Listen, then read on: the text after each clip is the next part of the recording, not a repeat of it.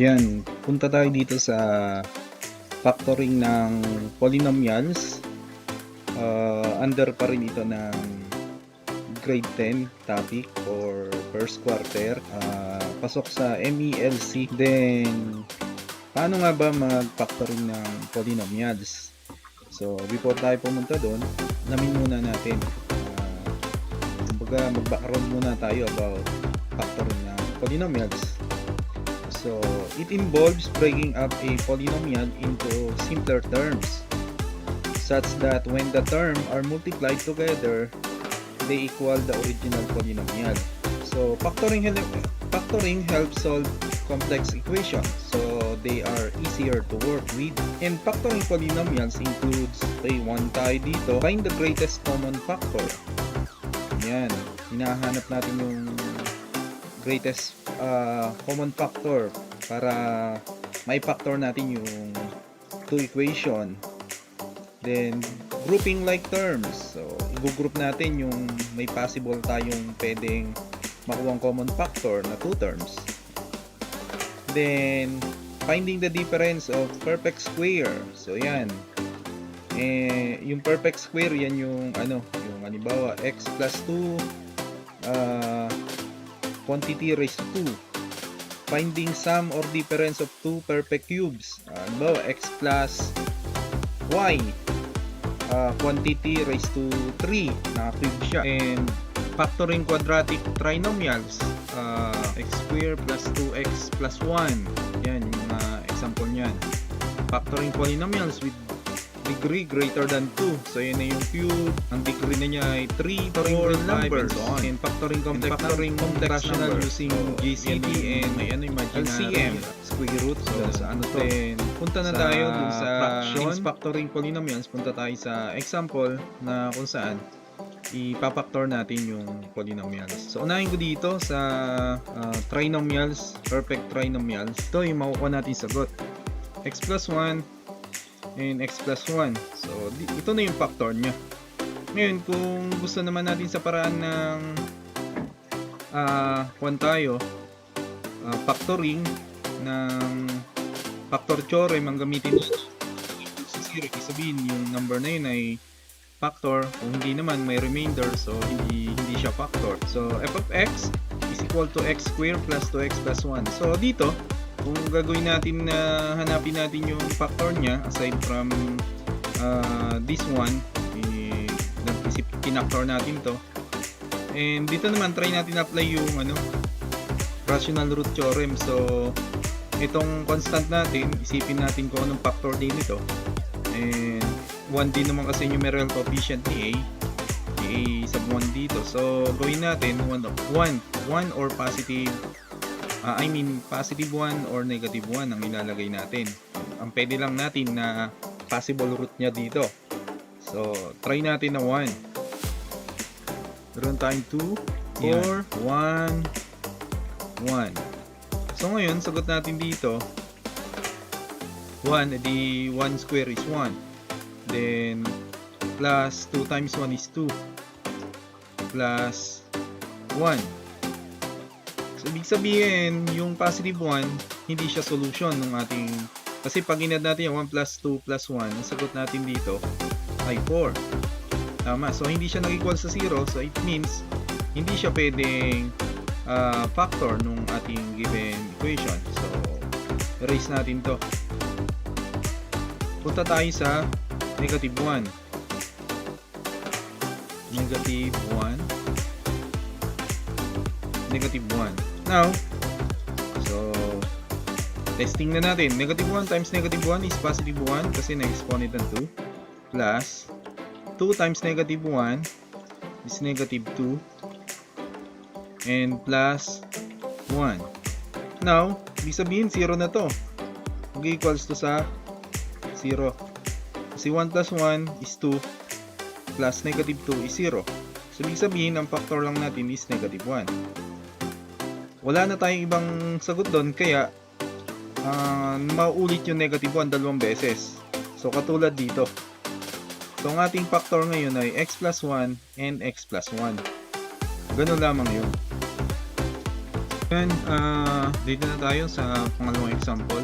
X raised to 3 plus 3x raised to 2 minus 4x minus 12. Now, gamitin natin, i-apply natin yung factor theorem sa rational root. Gawin natin, i-evaluate natin siya ng root ng 12. Doon sa rational root, alam na natin yan kung paano. So, ano ba yung factor ng 12? So, 3, 4. 3 times 4, tama? So, ito ay positive and negative yan. Positive and negative. Then, 2 times 6. Positive and negative. Positive and negative. 6. Okay? And, try natin, unahin natin yung 2. Then, positive 2 muna tayo. 2. 2. 2. Saka 2. Substitute. And, 2 raised to 3 is 2 times 2 times 2. 8 yun. 2 times 2 is 4 times 2 is 8 plus 2 times 2, 4 times 3, 12. Negative 4 times 2 is negative 8 and negative 12. So dito kinakita na natin. Ang sagot natin dito ay magiging 0. Cancel positive 12 and negative 12. Cancel 8, positive 8 and negative 8. So equals na tayo sa 0. Now, sa pagkakataong ito, alam na natin na si positive 2. Positive 2. Sulat natin dito. Factor ito ng equation natin na to, ng polynomials na to. So, ngayon, burahin natin. Gawin natin sa synthetic. Kasi, I suggest after nito, mag-synthetic tayo. Why? Kasi sa synthetic, na after natin makuha isang factor, bumababa siya sa next level, nagiging quadratic na lang siya, and then pwede ulit tayong mag-substitute o mag-evaluate ng number na based dun sa root natin para makuha natin yung factor. So ngayon, 2, ulitin lang natin. So synthetic process tayo. 1 times 2 is 2. 3 plus 2, 5. 5 times 2 is 10. Negative 4 plus 6. Negative 4 plus 10 is 6.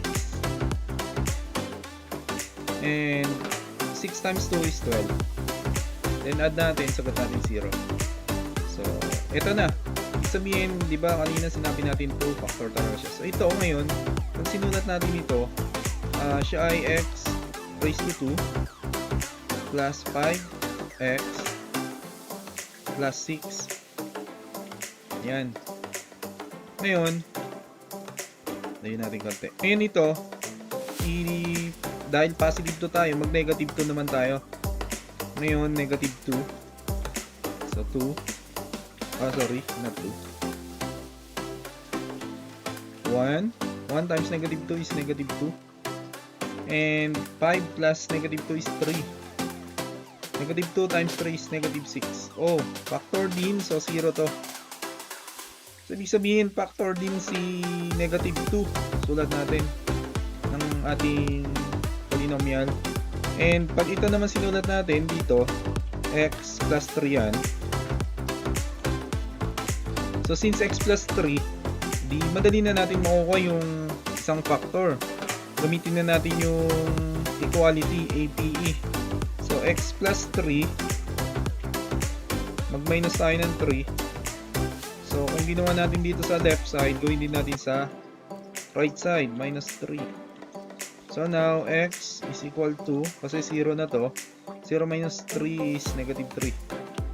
So, the other factor is negative 3. Yan. Ito yung ating mga factor. Pag sinulat natin yan, sulat natin, drawing natin.